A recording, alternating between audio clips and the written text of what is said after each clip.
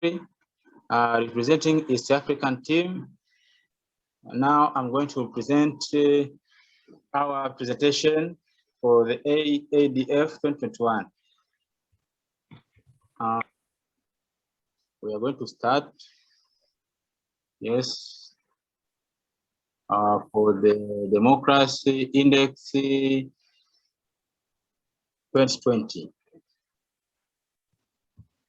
Next slide, please. Here we have introduction in the world rank of the civic space by civic space by percentage in 2021 as it follows. The ranking data were measured out of 196 countries, UN member states plus adding 3, Kosovo, Palestine, and Taiwan. So here, in the open democracy, countries are categorized in terms of percentage, at which the country which it's having a democracy is categorized in a group of open countries. And with the least one with narrow democracy is under closed democracy, at which due to this simple explanation and open countries, we have 42 countries, which is 3.4 countries per all 196 countries is under democracy. And this is worldwide, not East African. This is worldwide. I say democracy to open countries. These are open in all over the world. Coming out of which following open countries are narrowed democracy country. And the narrowed countries, they are likely to be on democracy, but they like some very few things to be pure democracy, be pure open. So that is called narrowed. This group also categorized with 40 countries, which emphasize on, which give us 3.3% for the total percentage on the democracy measure. Following the narrow aspect, we have obstructed aspects, which comprises of 46 countries with 18.3% in percentage wise. From obstructive, we have repressive also, it's up for 45 countries, which rise with 43.6%, and the closed are 23 countries, which rise with 25.4%. You can see here that when we move further from the open or democratic country, we go further from the democratic country, we are meeting a lot of countries or big percentage, because large number of countries in the world, they are lacking democracy. That is what you can see in the percentage. The countries least democracy, they with a large percentage, and they have a lot of countries, because that is how the world is going about. So here in an introduction, I would like to say, just to express some few, to clear these few things, so that when we go further, we could have this picture of understanding what open means, or narrowed, or obstructed, repressive, and closed. So these terms is all line on trying to express about democracy and how it goes about. Thank you. So maybe we can move to the next slide. So here, all this data is according to civic space in Eastern African region. So now here I've narrowed it we have narrowed it from the world. Now we have come to the East Africa. From globe, now we come to our context in East Africa. In Eastern Africa, we have only 2 open countries, which is equal to 1%. So narrowed country in East Africa, there are only 6 countries. It means that in open country in East Africa, we have only, and we have 6 countries which are in narrowed countries, which they are nearby, approaching to be a democratic country. There are only 6 countries, which they make is 3.6%, all the countries in East Africa. And we must understand that in East Africa, we have 11 countries. We must put that in mind, that in Eastern Africa, we have 11 countries. So here obstructed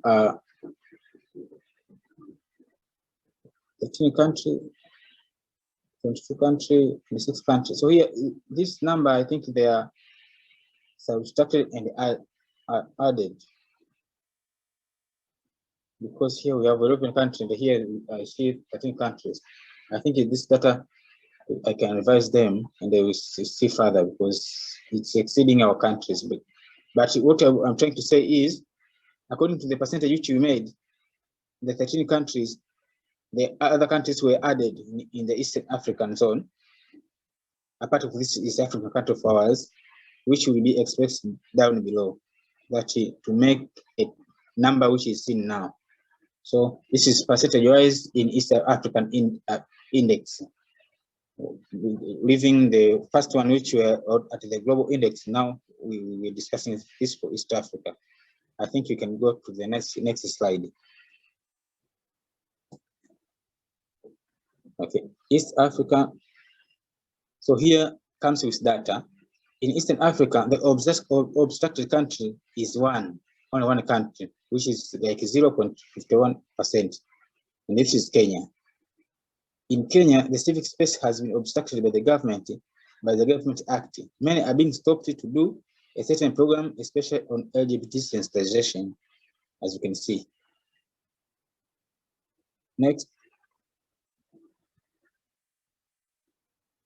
And the repressed countries, we have 4 repressed countries, which give us 2.04%. These 4 including Ethiopia, Rwanda, Tanzania, and Uganda, had their civic activities 2017 to 2020 being repressed. It is the stage where the government creates a camouflage cover of reducing the power of civic societies while pretending working with them. So this is the challenge they are facing. Civic societies are here, but the government sometimes they freeze their bank account and acting as if they're working together, but at some point they discipline them and they just shut the mouth not to speak on any data unless they be given by the government. So this is the kind of repressed, and in this country, 4 countries, they are severely experiencing the situation for so far. Thank you. Next slide. For the closed country, we also have 4 countries, which also make it to 2.4% out of 100% in the zone. And these countries include Burundi, Djibouti, Eritrea, and South Sudan. All civic activity has been closed, so or stopped. Here, these nations have been associating with civil rights, with the riots and the strikes from the citizens, so to create an hostile condition with civic society organization. So it's these countries like they are dictatorship countries, so they have experienced a lot of riots, a lot of civic strike. So whenever they see any SSO or community and social organization, and they think negatively about it, it's why they stop and they close every activity of the civic organizations. So, and it's severe in this country. We experience in East Africa, almost all countries are experiencing this, but when you mention the country here, specifically, they're experiencing it in a severe way compared to other countries. That is why we categorize them here. So we can say even closure or closed, it can be happening. In some point it had happened here in Tanzania or in Kenya, but it's not like what happened in Burundi, Djibouti, Eritrea, and South Sudan. That is the difference. Thank you. Let us move to next thing. So now, according to Civicus, the civic spec index table, We have categorized the number of countries. We have a country row, we have civic space row, we have number of countries, and that's under that civic space row and the percentage wise. So other countries have been, it is written once, so it is repeated. So we put dash because it is repeated. Like the first one is Kenya. When you come to civic space, it is obstructed.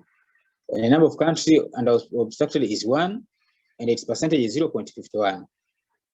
Coming to Ethiopia, it is repressed civic space. Number of countries in repressed, there are 4. We have mentioned them above. On top there, we have mentioned them, including Rwanda, including Tanzania, and the Uganda, and the Ethiopia itself. So they make a total of 2.4%. So these are repressed countries. Coming number 6 there, we meet Burundi. Burundi, it's in the category of the closed countries, where civic space is no longer practiced. And there are 4 countries, they make it 2.4% also. It's also involve Djibouti, Eritrea, South Sudan, and the Burundi itself. So we are lacking data of Somaliland and Somalia. It is not associated here. That is what we have got so far from civic space index table. Thank you. So coming here, 2021 World Press Freedom Index. This table is a World Press Freedom. And World Press Freedom, that is coming from World Press Freedom Index. It's the same, yeah, same website. So it's given the rank and the score. From the first country to the last one, it's rank and the score. Therefore, Burundi is ranked, and the rank of this score in freedom, it involves 187 countries. So when we say rank 160 is out of 187 countries, and it is score 55.33%. In 2021, in 2020, it was 160. In 2021, it raised for almost 13 places numbers. 13 numbers. It's now, because now it's ranked 147, but last year it was on rank 160.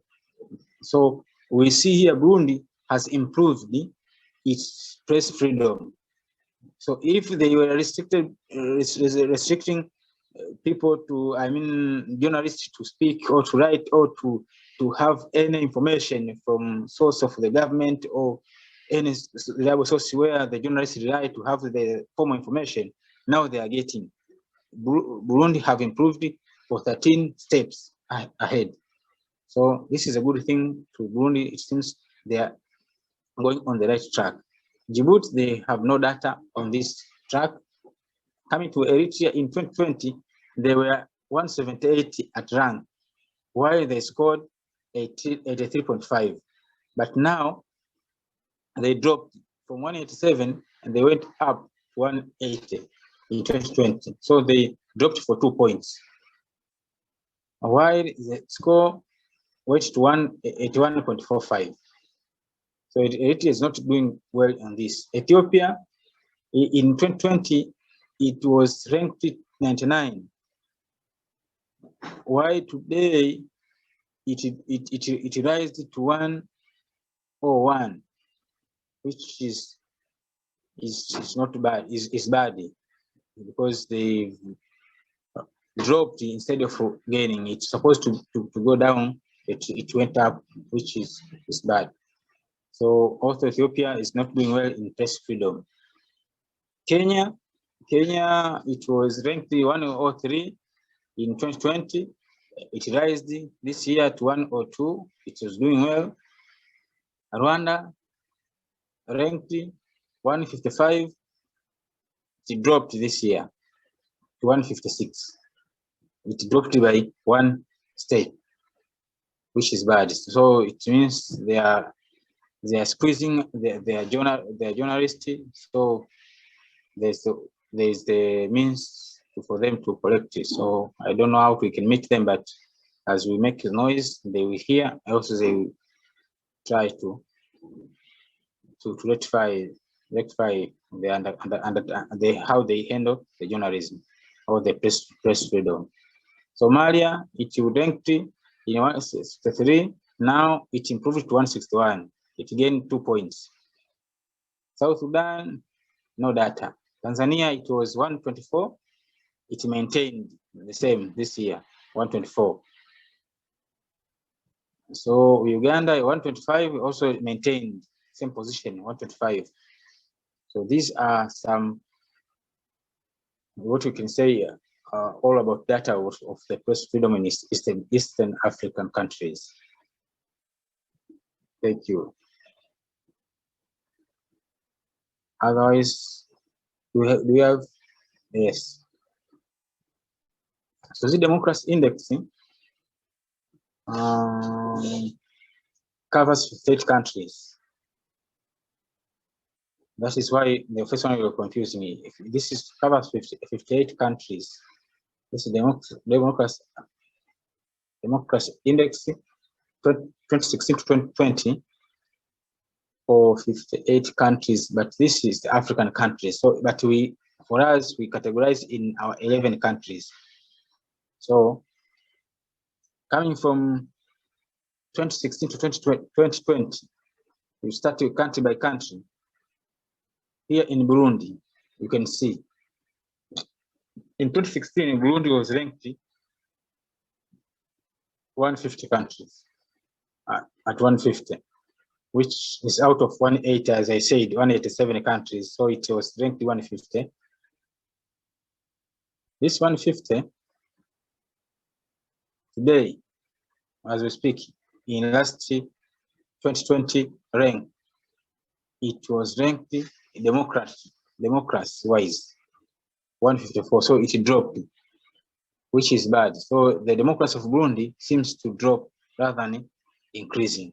You see, because it was 150, come 153, it's still dropping. It maintained 153 in 2018, then coming to 2019, 154 dropping, then maintained 154 2020. So it is dropping democracy-wise. So they must do something, their leader or anybody or the NGO, to make noise so that to make sure that they rectify this kind of situation. It's not good for democracy of the country. Coming to Djibouti, Djibouti in 2016 was ranked 145. It maintained 2017 145. It dropped in 2018 to 146. Then it gained 144 2019, and it gained to 130. You see, gained 130 in 2020. So Djibouti is doing well in democracy. It is rising rather than dropping. Eritrea, it was 151 2016, 151. It maintained 115 2017, maintained in 2018 151 again. It dropped by 152 by 2019. It dropped again in last year 2020 by being 153. So which is bad. They must do something. They started good nicely, but they finished bad. So they must do something to their democracy. Coming to Ethiopia,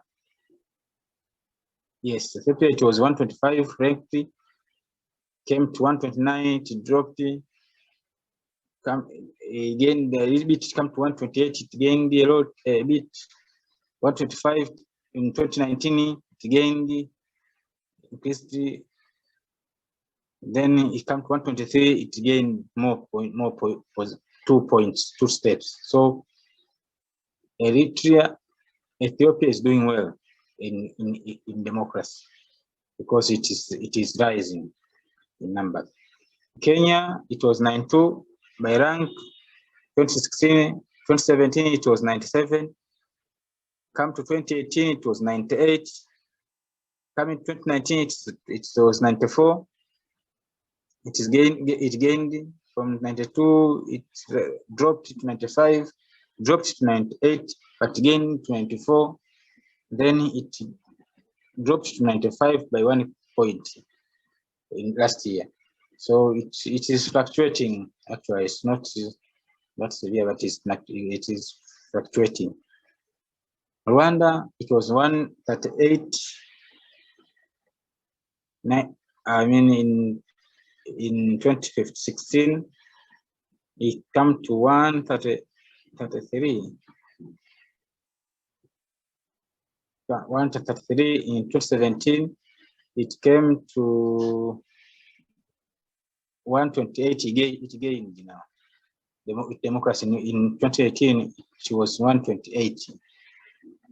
It dropped by 1 point in 2019, and then it dropped another 1 point by 1 to be 130 in 2020. So it's also fluctuating. It comes up, comes down, comes up again. Somalia, no data. Somaliland, no data. South Sudan, no data, but we're working on them. I think this about the democracy index. These are the core which we want to speak about. And specific explanation on this table, we sent already the narrative one, which explained in details why these countries given the ranking and the score, because there you can see mid-range, lower range for performance, such jargon in the slogan, they are there. So it gives the narrative of this simple graph. Thank you.